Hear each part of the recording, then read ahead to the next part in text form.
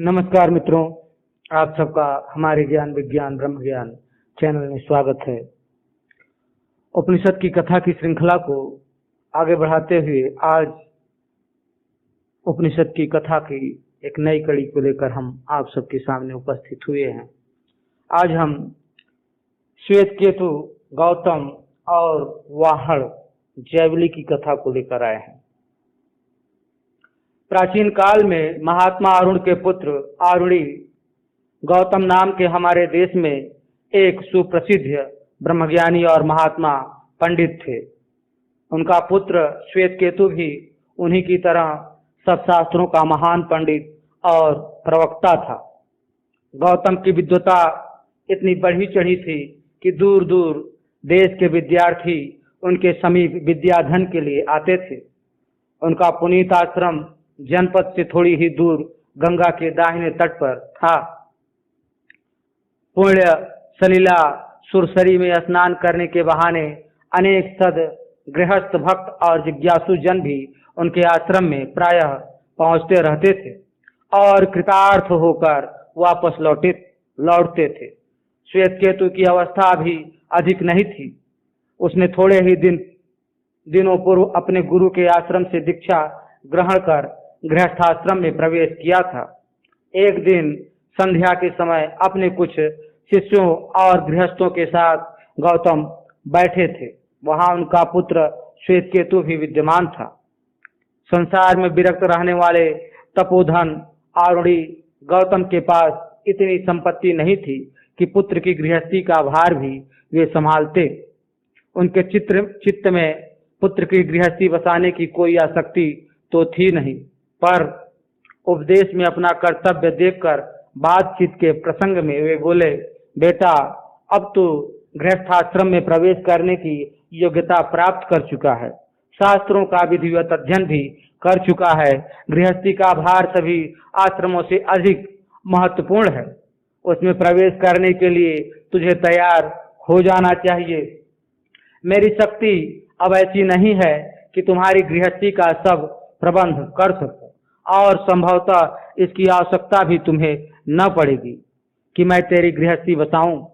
अच्छा होगा कि तू कुछ धन संग्रह कर ले और योग्य पत्नी का पाणी ग्रहण कर गृहस्थाश्रम में जुट जा। यही हमारे शास्त्रों की आज्ञा है और संसार में जन्म लेने की सर्वोत्तम चरितार्थता है। श्वेत केतु को उस भरी भीड़ में अपने पिता की इन अटपटी बातों से कुछ धक्का सा लगा। उसका सुंदर मुख विवर्ण हो गया और तेजस्वी आंखों में एक चमक सी आ गई। लज्जा और संकोच से भीतर भावों की धारा कंठ से बाहर नहीं फूट सकी। वह सामने की ओर से मुख हटाकर नीचे अपने पैरों की उंगलियों को निरखने लगा। थोड़ी देर तक सभी लोग चुप रहे और श्वेत केतु अपने दाहिने अंगूठे से जमीन की मिट्टी कुरेदता रहा। दयालु पिता को अपने प्रिय पुत्र के मनोभावों को समझने में देर नहीं लगी। उनकी अनुभवी आंखों ने यह जान लिया कि इस बात के लिए यह अवसर उपयुक्त नहीं था। थोड़ी देर तक चुप रहने के बाद वे धीर गंभीर स्वर में बोले, बेटा, संसार कर्म क्षेत्र है। धीरता और साहस का संबल लेकर इसमें जुट जाना ही मानव का चरम उद्देश्य है। किसी की सहायता की आशा करना ही कायरता है। इस संसार में आंखें उघार कर देखो कितने ऐसे मिलेंगे जिन्हें सहायता करना तो दूर, शब्दों द्वारा सहानुभूति प्रकट करने वाला भी कोई नहीं है। फिर भी वे कर्तव्य पथ पर अपने धैर्य और साहस का संबल लेकर बढ़ते चले जाते हैं और एक न एक दिन सफलता की लक्ष्मी उनके गले में अपना वर्णमाल डाल देती है। तुझे तो सभी प्रकार की सहायता अभी मैं दे सकता हूँ बेटा, इसमें लज्जित होने या सकुचाने की कोई बात नहीं है। मैं देखना चाहता हूँ कि शास्त्रों ने तुझ में कितनी शक्ति भर दी है। श्वेत केतु का साहस उदय हुआ, लज्जा कुछ दूर हुई और मन को धैर्य का तनिक सा आधार मिला। थोड़ी देर तक चुप रहने के बाद विनीत स्वर में वह बोला, तात, गृहस्थाश्रम के बखेड़ों का मुझे पूरा पता है और मैं उनके तमाम दायित्वों को उठाने की क्षमता रखता हूँ, पर धन अर्जन करने का कोई उपाय मुझे ज्ञात नहीं है और धन के बिना गृहस्थी का जीवन नरक से भी महान दुखदाई है।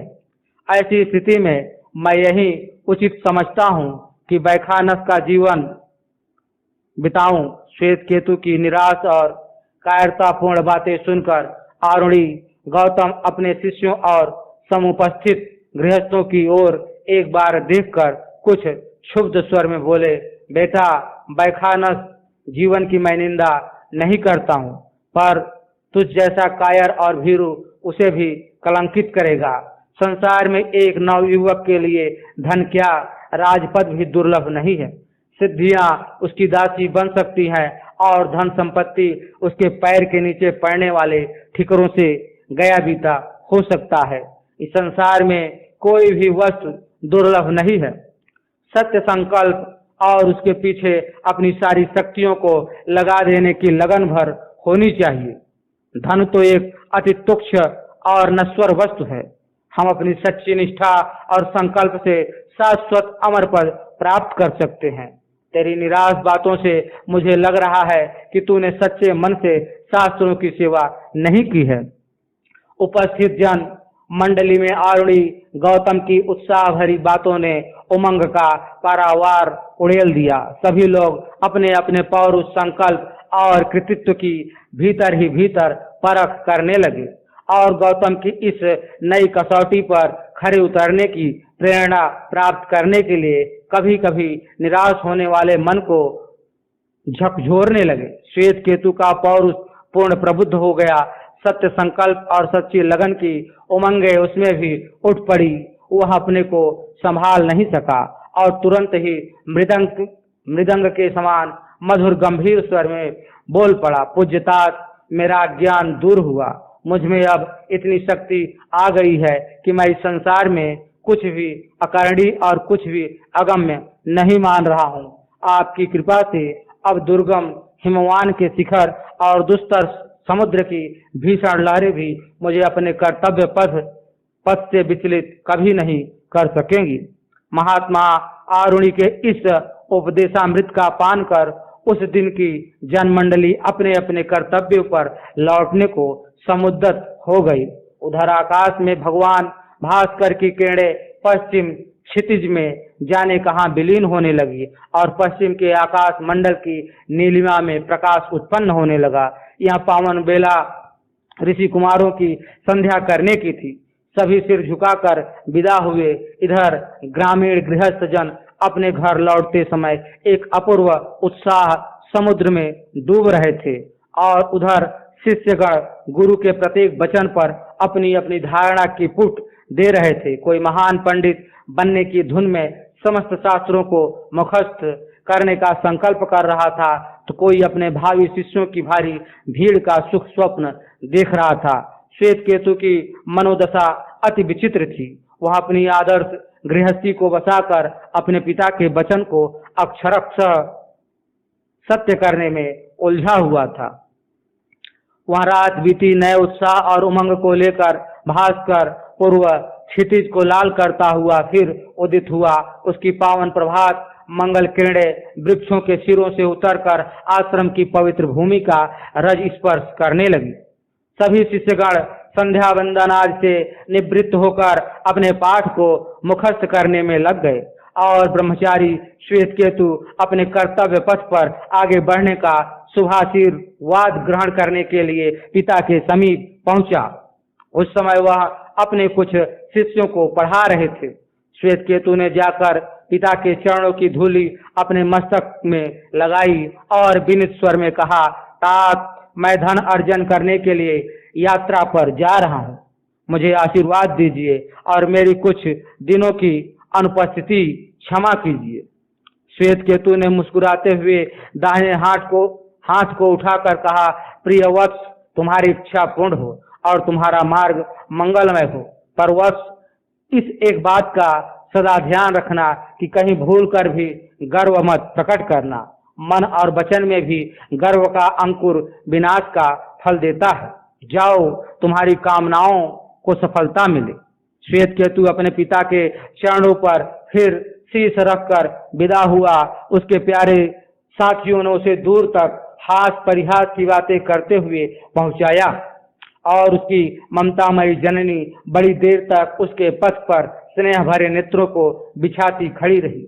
वह पथ पर आगे बढ़ता गया, उत्साह और उमंग की लहरों पर बढ़ते हुए उसे दूर का पता नहीं लग रहा था। इसी तरह न तो उसे अपने गंतव्य का अभी तक कोई पता था और न ही धन अर्जन करने के किसी उपाय की रूपरेखा ही उसके मानस पटल पर अंकित हुई थी। दोपहर होते होते वह एक ग्राम के बीच में जा रहा था। नए विचारों के उद्भव ने मन की दिशा को मोड़ दिया। उसे इस बात का ध्यान आया कि दोपहर हो गया है, क्यों न इसी ग्राम में कुछ खा पी कर सुस्ता लूं और तभी आगे बढ़ूं। और यही मुझे यह भी निश्चय कर लेना चाहिए कि कहाँ चलना है और किस उपाय से धन अर्जन करना है। आखिर कब तक इस प्रकार चलता रहूंगा। ग्राम के बीच में बसे हुए एक गृहस्थ के द्वार से कुछ दूर पर उसने दोपहर का पाथेय ग्रहण किया और एक सघन छायादार बट वृक्ष के नीचे आगे का कार्यक्रम निश्चित करने के विचार से लेट गया। उस समय बसंत का सूर्य मध्य आकाश में था। चारों ओर दूर तक कोई वृक्ष न होने के कारण चमकती हुई धूप जमीन पर फैल रही थी। ऊपर अनेक पक्षीगण चहचहा रहे थे और नीचे जमीन पर उठंगा हुआ श्वेत केतु अपने पथ निर्धारण में उलझा हुआ था।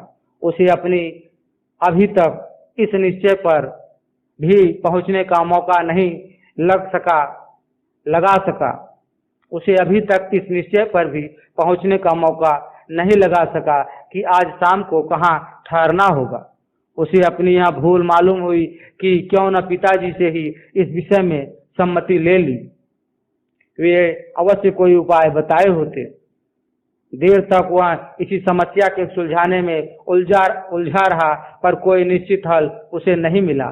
कभी किसी राजा के समीप जाकर धन मांगने का विचार होता, तो कभी उसका स्वाभिमानी मन किसी के सामने याचना करने में अपमान को मृत्यु के समान मानकर मुकर जाता। उस समय आजकल की भांति व्यापार अथवा किसी अन्य उपाय से धन अर्जन करने की छूट ब्राह्मणों के लिए नहीं थी।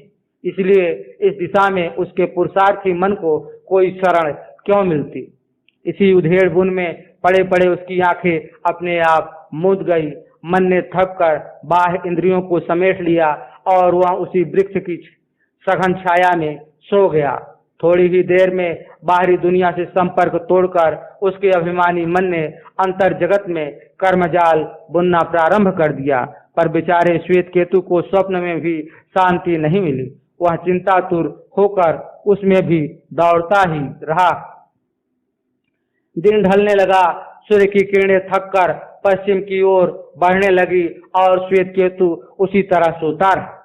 वृक्ष के झुटपुट से छनकर धूप का एक छोटा सा खंड उसके मुखमंडल पर पड़ने लगा, मानो सूर्य उसे जगाकर कर्तव्य पथ पर चलने का संकेत कर रहे थे। पर श्वेत केतु तब भी नहीं जगा, क्योंकि उस समय वह अंतर जगत में एक द्वंद्व का दृश्य देख रहा था।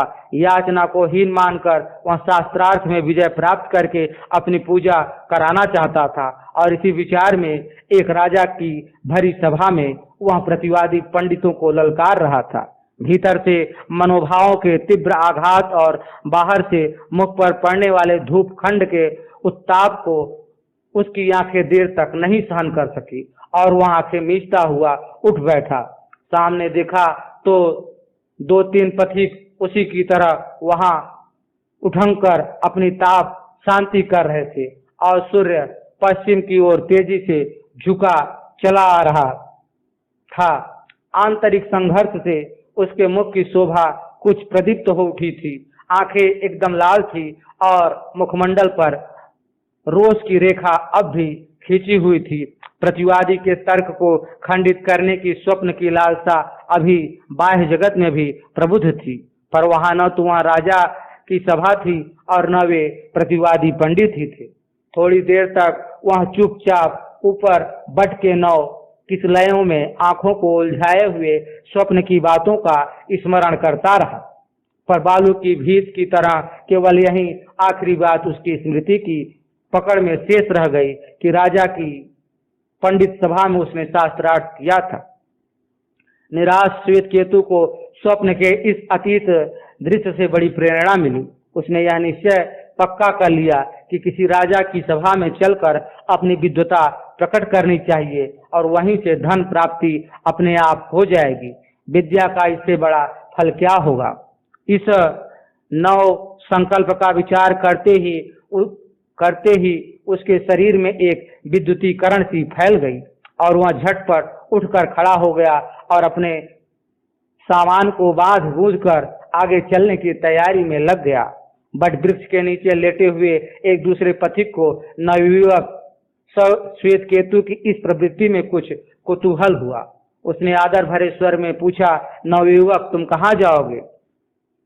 तुम्हारी त्वरा से मालूम पड़ता है कि तुम्हें कहीं बहुत दूर जाना है और यहाँ सो जाने के कारण तुम्हारे समय की हानि हुई है।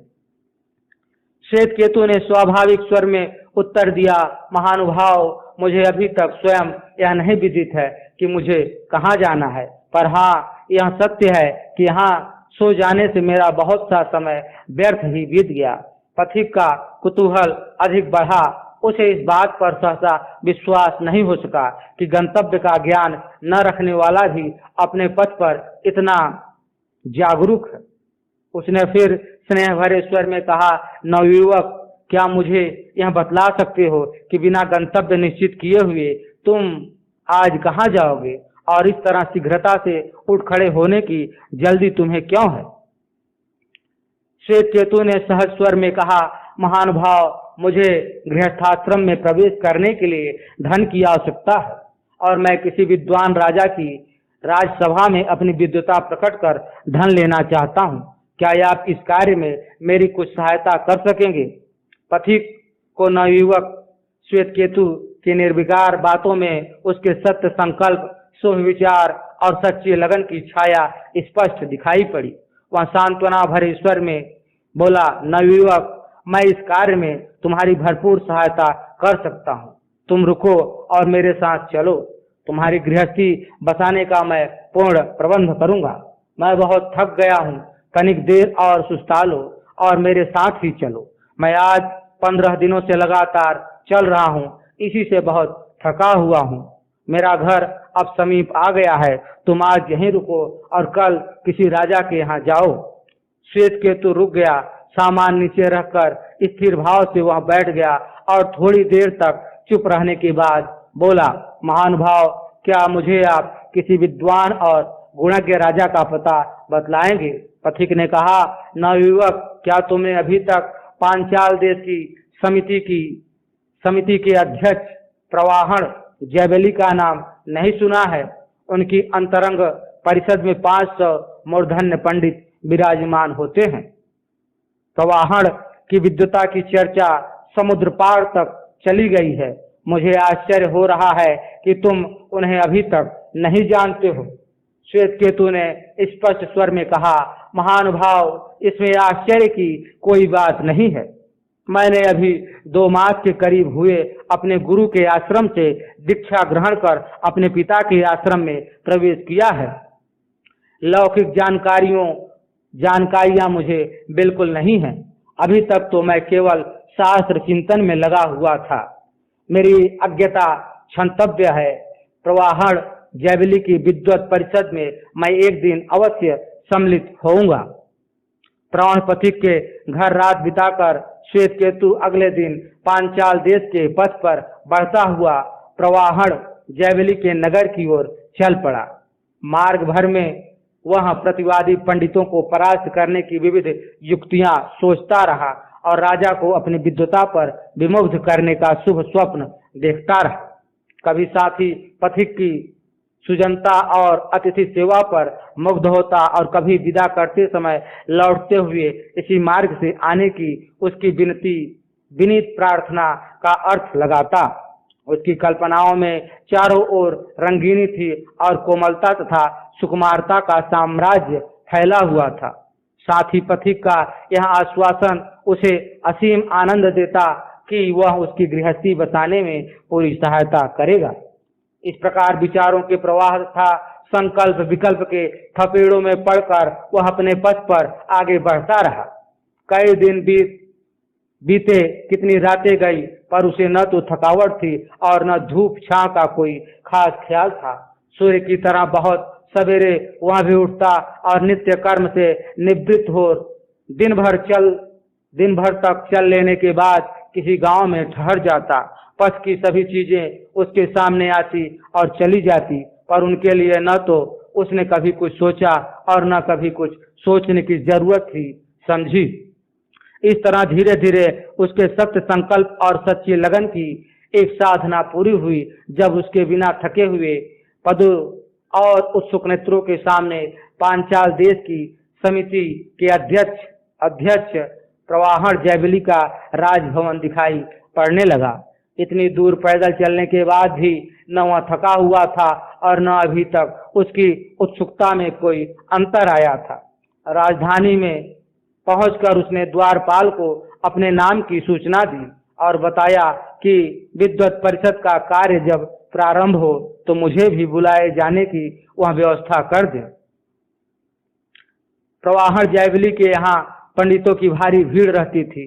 सभी शास्त्रों के धुरंधर विद्वान उसकी राज्यसभा में प्रतिदिन उपस्थित होते थे और राजा स्वयं उक्त सभा में बैठकर प्रतिदिन 4 घंटे तक विद्वत परिषद का सभापतित्व करता था और तब राजा को उसके आगमन की सूचना देते थे।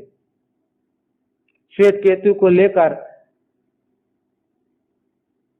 ले जाकर राजपुरुषों ने अतिथिशाला में टिकाया और विधिवत स्वागत समादर किया। दिन के तीसरे पहर राजा की अध्यक्षता में जब विद्वत परिषद का कार्य प्रारंभ हुआ तो द्वारपाल ने जाकर निवेदन किया, स्वामी गौतम आरूढ़ी के पुत्र श्वेत केतु आपकी विद्वत परिषद में उपस्थिति होने के लिए आज 15 दिन से पैदल चलकर आए हुए हैं। उनकी इच्छा है कि आपकी पंडित मंडली में उनके साथ शास्त्रार्थ करें। राजा प्रवाहण जयवली को द्वारपाल की बातों से कोई विशेष उत्सुकता नहीं हुई। उसने सहज गंभीर स्वर में कहा, द्वारपालक महात्मा श्वेत केतु को जाकर मेरा नमस्कार निवेदन करो। उनसे कहो कि वे 15 दिनों से पैदल चलकर यहाँ आए हैं। उनकी इस महान कृपा का मैं आभार मानता हूँ। वे अतिथिशाला में रहें। मैं आज परिषद का कार्य समाप्त कर उनका दर्शन करूंगा। राजपुरुषों से कह दो कि उनकी सेवा शुश्रूषा में कोई त्रुटि न पड़े। श्वेत केतु को थकावट तो थी नहीं। द्वारपाल के संदेश का अर्थ उसने यह समझा कि राजा टाल मटोल कर मुझे फुसलाना चाहता है। खैर, रात भर की कोई बात नहीं है। मैं अब उसकी पंडित मंडली का ज्ञान गौरव आंकूंगा।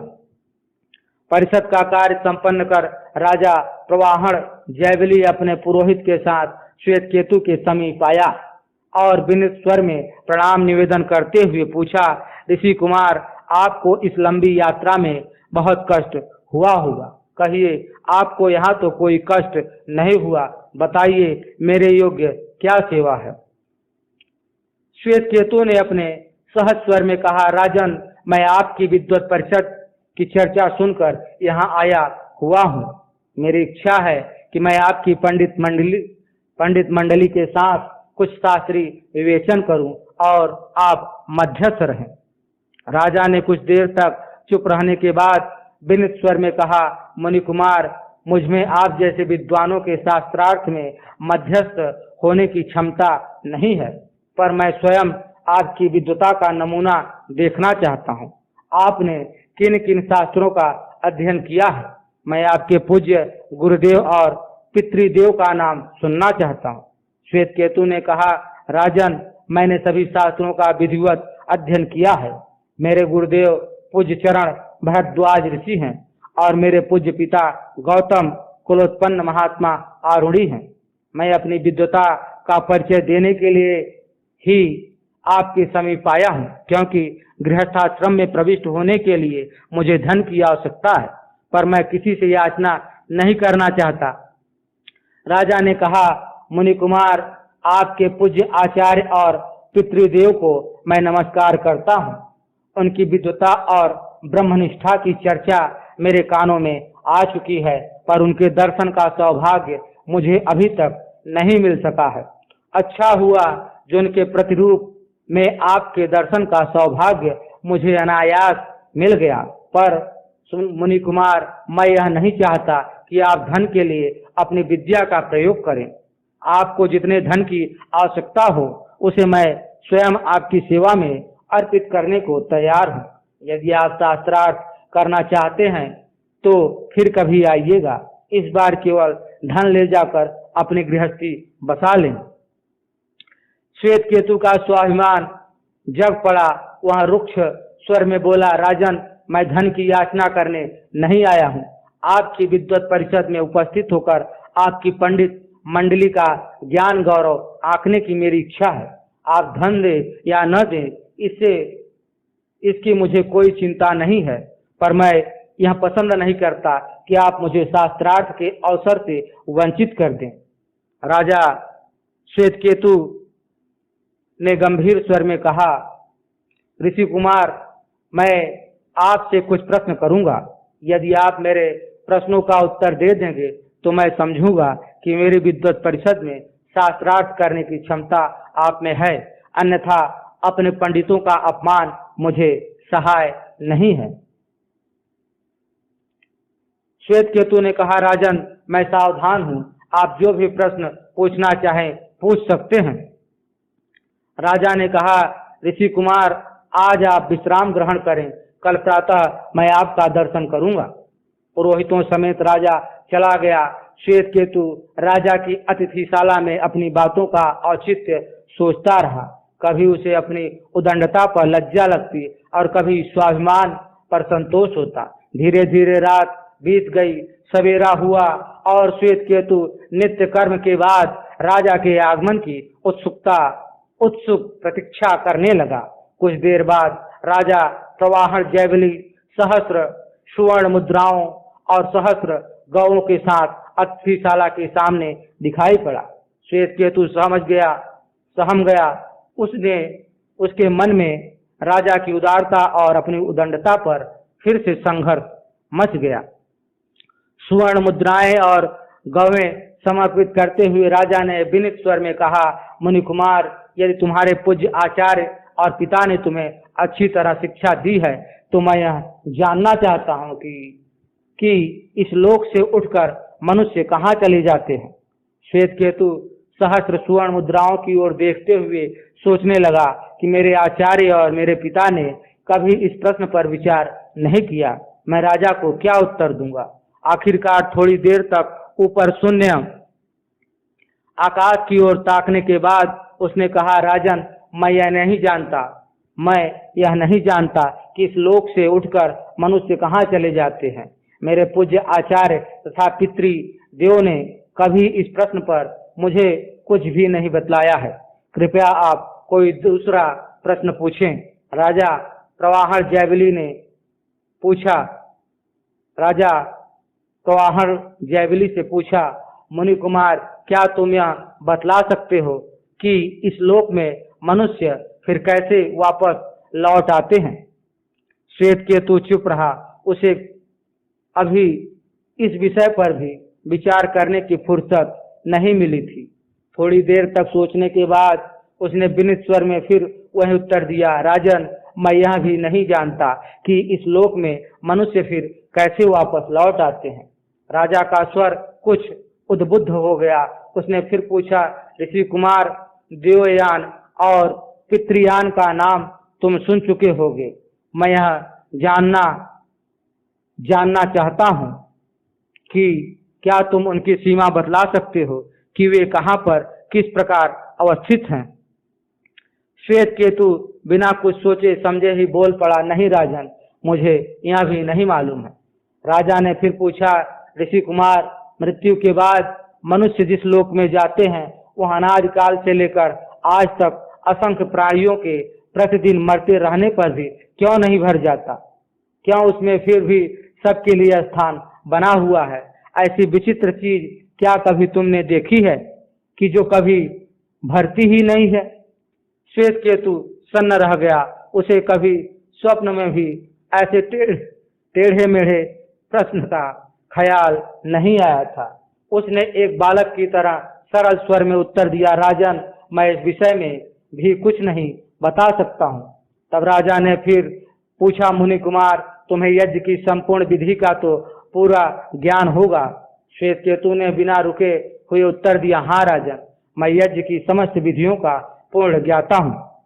राजा ने पूछा, यज्ञ में पंचम आहुति में छोड़े जाने वाले तरल द्रव्यों को पुरुष क्यों कहते हैं?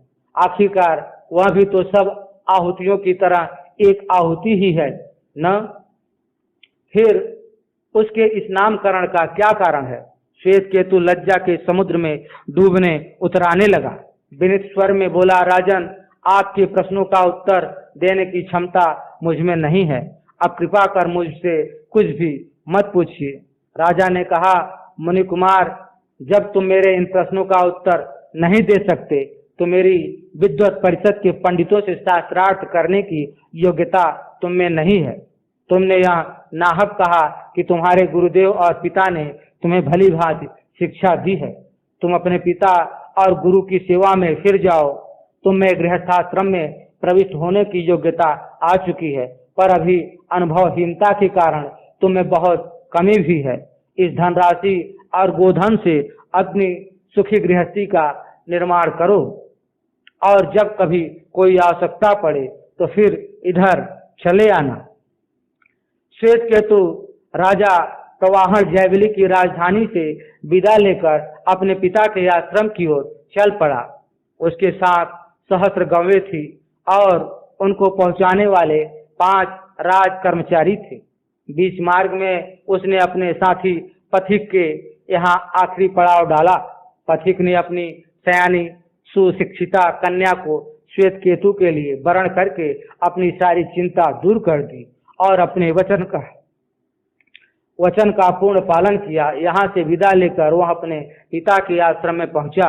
माता पिता और शिष्य मंडली ने श्वेत केतु का स्वागत समादर किया।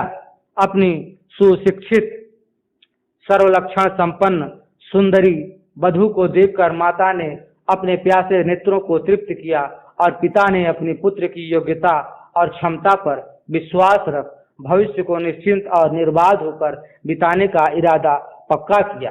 पर अभी तक श्वेत केतु की मनोव्यथा का किसी को पता नहीं था। वह मन ही मन ग्लानि और लज्जा से गला जा रहा था।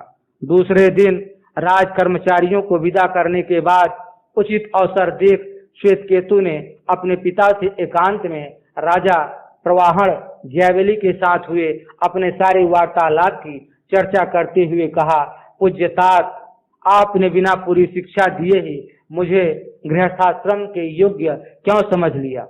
राजा ने जो 5 प्रश्न मुझसे पूछे थे उनमें किसी का भी उत्तर मैं नहीं दे सका। मुझे तब से अपनी अविद्या पर बड़ी ग्लानि हो गई। आपके आदेश को अंगीकार कर गृहस्थाश्रम में मैं प्रविष्ट तो हो गया, पर जब तक राजा के उक्त प्रश्नों का समाधान करने की क्षमता मुझ में नहीं आ जाती तब तक मैं गृहस्थी के सुख से विमुख रहूंगा। इस तरह की निराश बातों को सुनाने के बाद उसने अपने पिता से राजा प्रवाहन जयवली के उक्त 5 प्रश्नों को कह सुनाया। प्रश्नों को सुनकर श्वेत केतु के पिता गौतम ने कहा, वत्स, मैं स्वयं इन 5 प्रश्नों में किसी का भी समुचित उत्तर नहीं दे सकता। तू दुखी मत हो। संसार की सारी बातें एक ही व्यक्ति नहीं जान सकता। मैं स्वयं जाकर राजा से इन प्रश्नों का उत्तर जानने की चेष्टा करूंगा। तू तब तक आश्रम की देखभाल कर और शिष्यों के पढ़ाने लिखाने की व्यवस्था कर।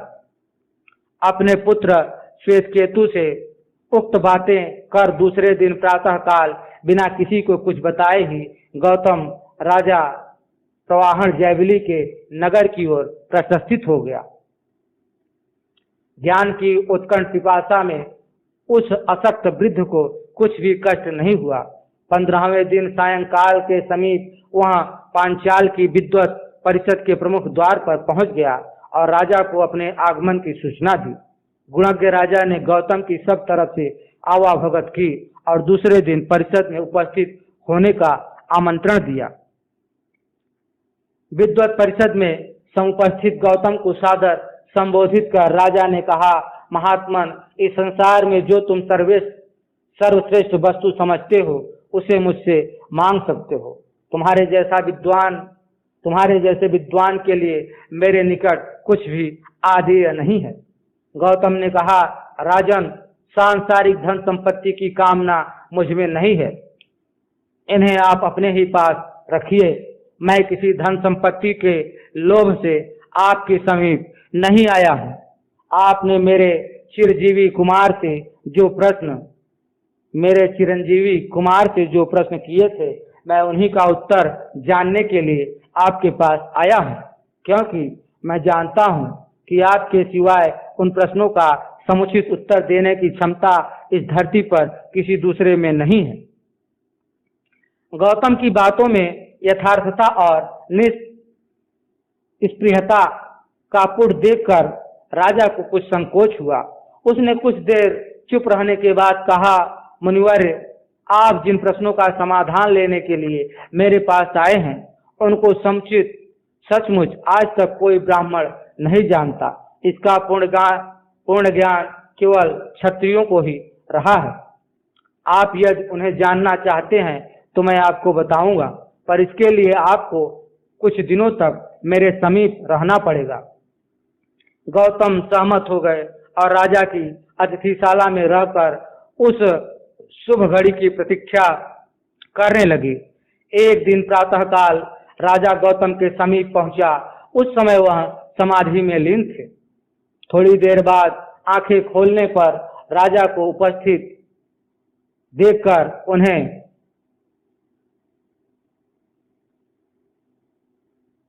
एक दिन प्रातःकाल राजा गौतम के समीप पहुंचा। उस समय वह समाधि में लीन थे। थोड़ी देर के बाद आंखें खोलने पर राजा को उपस्थित देखकर उन्हें परम प्रसन्नता हुई। राजा ने उपयुक्त अवसर देखकर गौतम से कहा, मुनिवर, आज मैं आपको अपने अंतिम प्रश्न का उत्तर बतला रहा हूँ। ध्यान पूर्वक सुनो। मृत्यु के बाद मनुष्य जिस लोक में पहुंचता है वह अग्नि है। सूर्य उस अग्नि का ईंधन है। उसकी किरणें अग्नि की धुआं है। दिन उसकी ज्वाला है। चंद्रमा अंगारा है और बिखरे नक्षत्र पुंज उसकी चिंगारियां हैं। उस महाअग्नि में देवगण अर्थात इंद्रियां अग्नि के रूप में अपनी श्रद्धा को अर्पित करती हैं और तब सोम राजा प्रकट होता है। सोम राजा वही सूक्ष्म रूप है जिसे याजक गण मृत्यु के उपरांत प्राप्त करते हैं। हे गौतम, पर्जन्य अर्थात इंद्र ही वह अग्नि है। वायु उस अग्नि का ईंधन है। बादल उसका धुआं है। बिजली उसकी ज्वाला है। वज्र उसका अंगारा है और बादलों का घहराना या गरजना उसकी चिंगारियां हैं। उस अग्नि में देवगण अर्थात इंद्रियां सोम राजा की आहुति अर्पित करती हैं, जिससे वर्षा होती है। इसी प्रकार हे गौतम, पृथ्वी ही वह अग्नि है। संवत्सर अर्थात वर्ष उसके ईंधन है। आकाश उसका धुआं है। रजनी उसकी ज्वाला है। दिशाएं उसके अंगारे हैं और बीच की दिशाएं उनकी चिंगारियां हैं। उस अग्नि में देवगण वर्षा की आहुति देते हैं, जिससे अन्न उत्पन्न होता है। हे गौतम, मनुष्य ही वह अग्नि है। वाणी उसका ईंधन है। सांसें उसका धुआं है। जीभ उसकी ज्वाला है। आंखें उसके अंगारे हैं और कान उसकी चिंगारियां हैं। उस अग्नि में देवगण अन्न की आहुति अर्पित करते हैं, जिससे प्रजनन शक्ति उत्पन्न होती है। हे गौतम, स्त्री ही वह अग्नि है। उसी अग्नि में देवगण प्रजनन शक्ति का हवन करते हैं, जिससे गर्भ की उत्पत्ति होती है। यही मेरे उस प्रश्न का उत्तर है। पांचवें हवन की तरल आहुति पुरुष को क्यों कहलाती है? अब कल मैं शेष प्रश्नों को समुचित उत्तर तुम्हें बतलाऊंगा।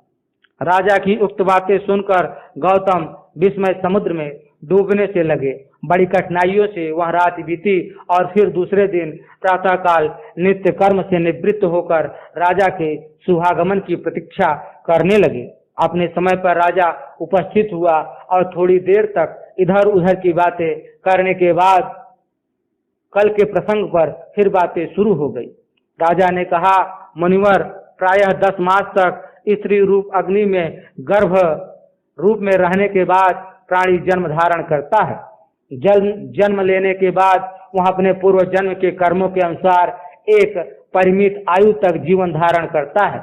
उसकी मृत्यु के बाद उसके पुत्र पौत्राद उसके मृतक शरीर को या तो अग्नि में जला देते हैं, या जल में डाल देते हैं, या पृथ्वी में गाड़ देते हैं।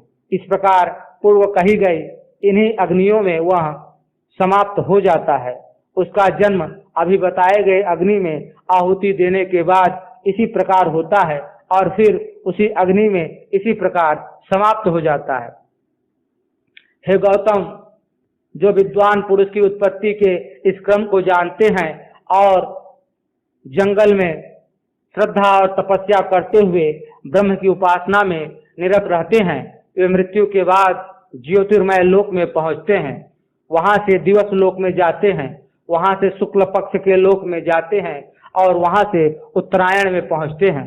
फिर उत्तरायण से संवत्सर लोक में पहुंचते हैं और वहां से भास्कर के लोक में जाते हैं। भास्कर लोक के बाद चंद्रलोक और फिर वहां से विद्युत लोक में पहुंचते हैं। उस विद्युत लोक से उन्हें ब्रह्मलोक की प्राप्ति होती है, जिसमें उन्हें अमानव पुरुष द्वारा सहायता मिलती है। देवयान नामक पथ का यह परिचय है। देवलोक में पहुंचने का मार्ग यही है। हे गौतम, इस पथ पर ज्ञान के चिंतन में लगे रहने वाले मनुष्य जाते हैं और देवलोक की प्राप्ति करते हैं। पर जो यज्ञ और यज्ञ का आराधना कर अथवा तालाब, कुआं, बावली या बगीचा लगवाकर, धर्मशालाएं बनवाकर या इसी तरह कुछ दूसरे छोटे मोटे दान पुण्य के कार्यों को कर धर्म की उपासना में लगे रहते हैं, वे मृत्यु के बाद धुएं से ढके हुए अंधेरे पथ वाले लोक में पहुंचते हैं।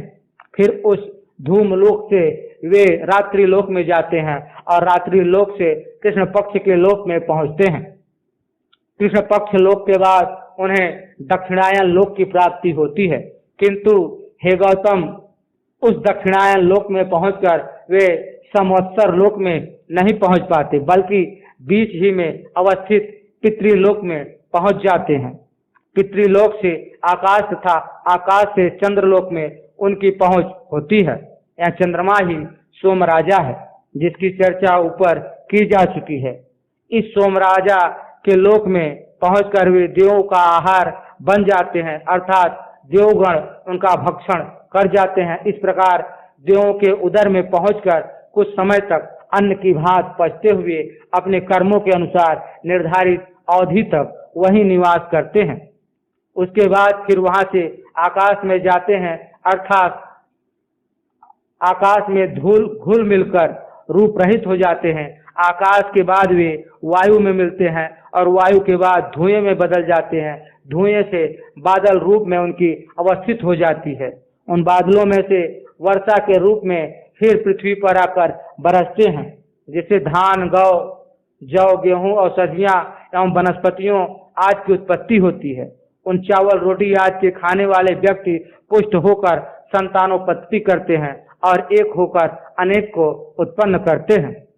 हे गौतम, इस प्रकार जिनका आचरण शुद्ध और निस्वार्थ रहता है, वे शीघ्र ही किसी अच्छे वर्ण, गुण एवं शरीर को प्राप्त करते हैं, और जो कदाचारी तथा स्वार्थी होते हैं, वे हीन वर्ण, गुण एवं रुग्ण शरीर को प्राप्त करते हैं, अथवा सुअर, कुत्ते या चांडाल की योनि में जन्म धारण करते हैं। और जो लोग इन दोनों पथों में से किसी का अनुसरण नहीं कर पाते, वे बार बार जन्म लेने और बार बार मरने वाले प्राणियों के बीच में जन्म लेते हैं। यह तृतीय स्थान है। यही कारण है कि मृत्यु के बाद प्राणी जिस लोक में भी जाते हैं, मरते नहीं, वरन अपने शुभाशुभ कर्मों के फल का भोग ही करते रहते हैं। इसलिए बुद्धिमान मनुष्य को सदा हीन और अशुभ आचरण से घृणा करनी चाहिए।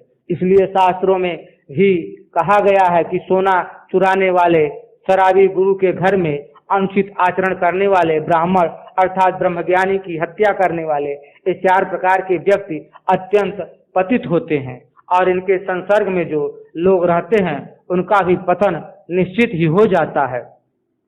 हे गौतम, मैं तुम्हें पांचों प्रश्नों का उत्तर भली भांति बता चुका हूँ। अब और क्या जानना या पूछना चाहते हो, बोलो। गौतम ने विनीत स्वर में कृतज्ञता प्रकट करते हुए कहा, राजन, आपकी कृपा से अब मुझे लौकिक विषयों में कोई कामना नहीं रही। आपका उपकार मैं कभी नहीं भूल सकता। आपने जिस गोपनीय रहस्य का ज्ञान मुझे कराया है, उसे मैं अन्यत्र नहीं प्राप्त कर सका था। राजन, आपका कल्याण हो, और अब मुझे अपने आश्रम में जाने की आज्ञा प्रदान करें। दूसरे दिन अपनी परिषद के समस्त पंडित तथा सम्मानित राजपुरुषों के सामने पांचाल समिति के अध्यक्ष राजा प्रवाहण जयविली ने मुनिवर गौतम को सम्मान पूर्वक विदा किया और बड़े आग्रह से 500 स्वर्ण मुद्राओं तथा 500 गौओं का पुरस्कार ग्रहण करने पर उन्हें बाध्य किया। इस प्रकार वृद्धा अवस्था में अरुण के पुत्र गौतम ने राजा प्रवाहण जयविली से उक्त विद्या की प्राप्ति की और उसकी दी हुई स्वर्ण मुद्रा तथा गोधन से अपने पुत्र श्वेतकेतु की गृहस्थी को सुसमृद्ध और सुखमय बनाया। इस प्रकार से यह कथा पूर्ण हुई। आशा करता हूँ कि आप सबको यह कथा पसंद आई होगी। किसी प्रकार का शंका समाधान हो तो कमेंट कर सकते हैं। लाइक, सब्सक्राइब, शेयर करें। धन्यवाद।